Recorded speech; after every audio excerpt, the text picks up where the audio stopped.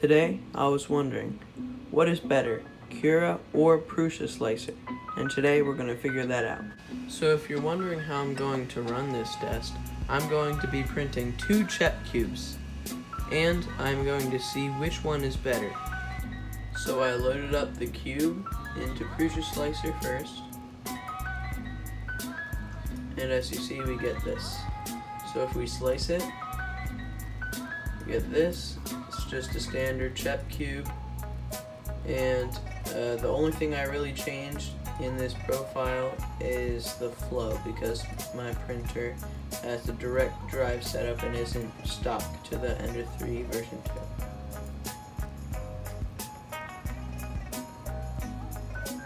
On both slicers, I use the standard Ender 3 S1 Pro, even though I use the Ender 3 version 2, although the mods that I made to it makes it more similar to the Ender 3 S1 Pro than the stock Ender 3 version 2.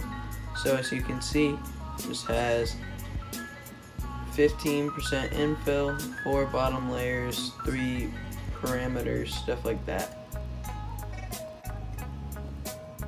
So now as you can see, we are in Cura, and we have the same model here with the Ender 3 S1 Pro profile.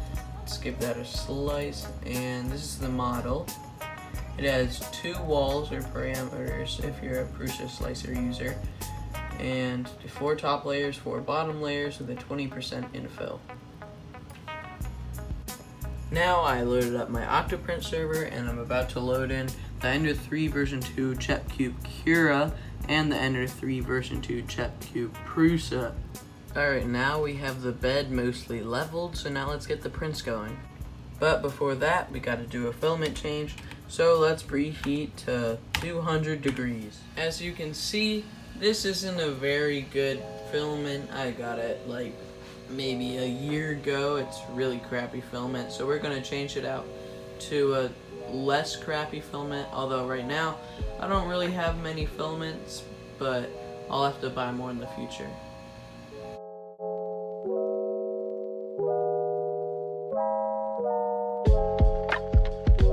$400 freaking dollars of 3D printing film.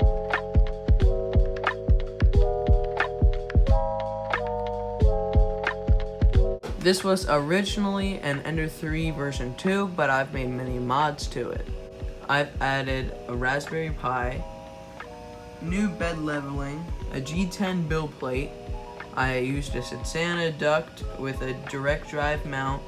I've upgraded the fans, and I've also put on a CR Touch, and I changed the knob on that.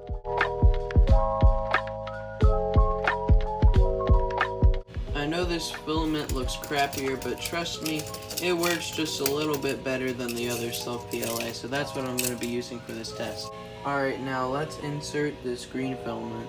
I'm back on the Octoprint server, so let's extrude 100 millimeters.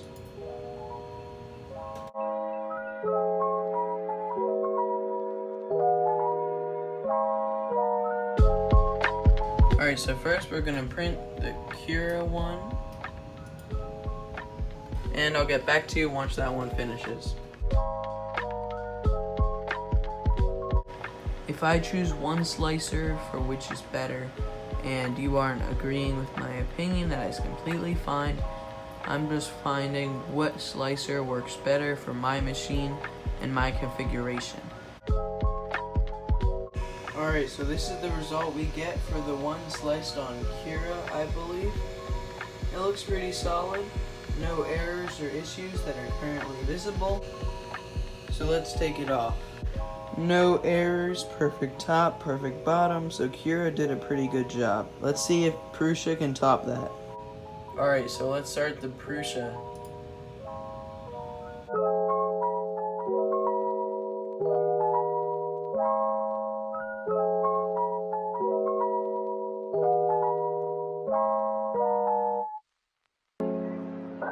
Alright, so the print just finished, so let's pull it off and see what it looks like. It looks pretty clean. Nice top, nice bottom. The sides look pretty clean. So yeah, overall good print on Prusa Slicer 2. The print in Cura actually seems to be a little bit better. As you can see, there's more layer lines. It's stuff in the prusa slicer one. And you can see those blobs and bumps. And also the elephant's foot is a little bit more prominent, so you can see, than the Cura version. It's still there, it's just an issue with my printer. But yeah, overall the prints look pretty solid on both, but I think Cura's gonna take the W on this one. In the next episode of Slicer Wars, we'll be doing Cura versus whatever slicer is next. Comment down below a slicer that I should do versus Cura that you think is better, and I'll make sure to get that in the next episode. Goodbye.